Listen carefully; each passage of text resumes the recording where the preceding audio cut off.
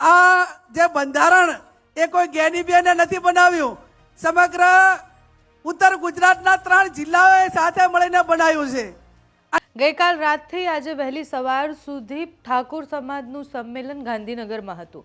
અભ્યુદય નામ આપવામાં આવ્યું અને અભ્યુદય જ્યારે નામ અપાયું ત્યારે બધાને ખબર હતી કે એક નવી પ્રગતિ કે ઉન્નતિની એ વાત કરી રહ્યા છે। અલ્પેશ ઠાકોરે જ્યારે આની જાહેરાત કરી હતી ત્યારથી યુવાનોને એક અલગ દિશા બતાવવા માટેનો આ કાર્યક્રમ છે, બધી જ વાત કરવામાં આવી। હજારોની સંખ્યામાં ઠાકોર સમાજના લોકો ત્યાં ભેગા થયા હતા। રાત્રે 3 વાગે ભેગા થયેલા એ લોકોમાં એટલો ઉત્સાહ હતો કે સામે બેઠેલા જેટલા પણ નેતાઓ હતા એ બધાને એમણે સાંભળ્યા અને પછી કાર્યક્રમ પત્યો ત્યારે નીકળ્યા।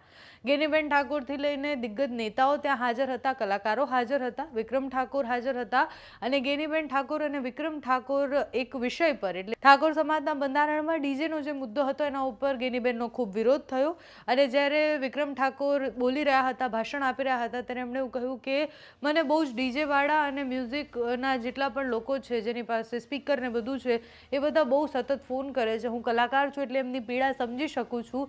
જો એ બંધારણમાં કંઈ બદલાવ આવે અને ડીજેવાળાને એમને રોજગારી જે મળતી હતી એ પાછી મળી જાય, આપણે બંધારણમાં કંઈ બદલાવ લાવી શકીએ તો એ ખૂબ સારું રહેશે।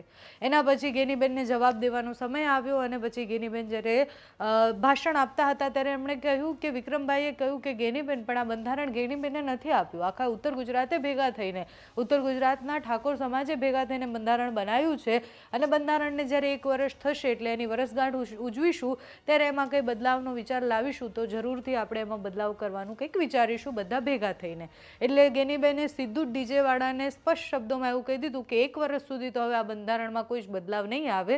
વિક્રમ ઠાકોરનું એ રિક્વેસ્ટ કરવું અને ગેનીબેનનો એ જવાબ આપો એ બંને સાંભળો।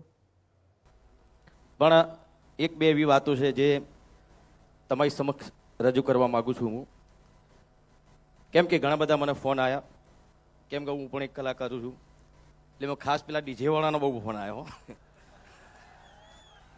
એટલે અરે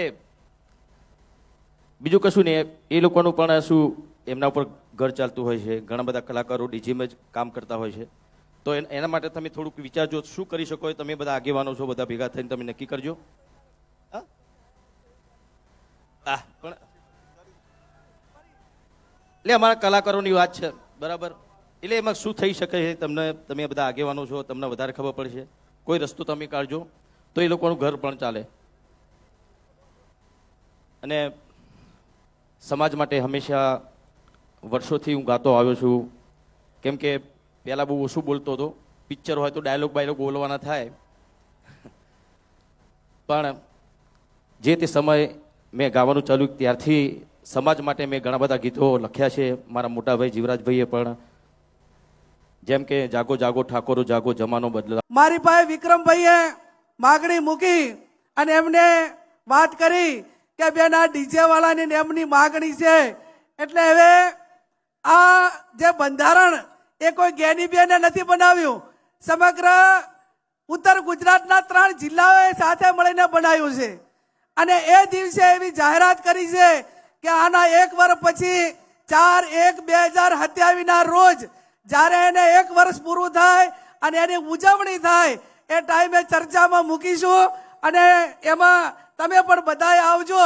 ચર્ચાના અંતે જે કાંઈ નિર્ણય લેવાનો થતો હશે એ આવતા વર્ષે થશે, પણ હાલ તો મેં કીધું એમ કે આ બજેટ પસાર થઈ ગયું છે એટલે હાલ એને કોઈ વિચારણામાં વ્યક્તિગત રીતે લઈ શકાય એવું નથી।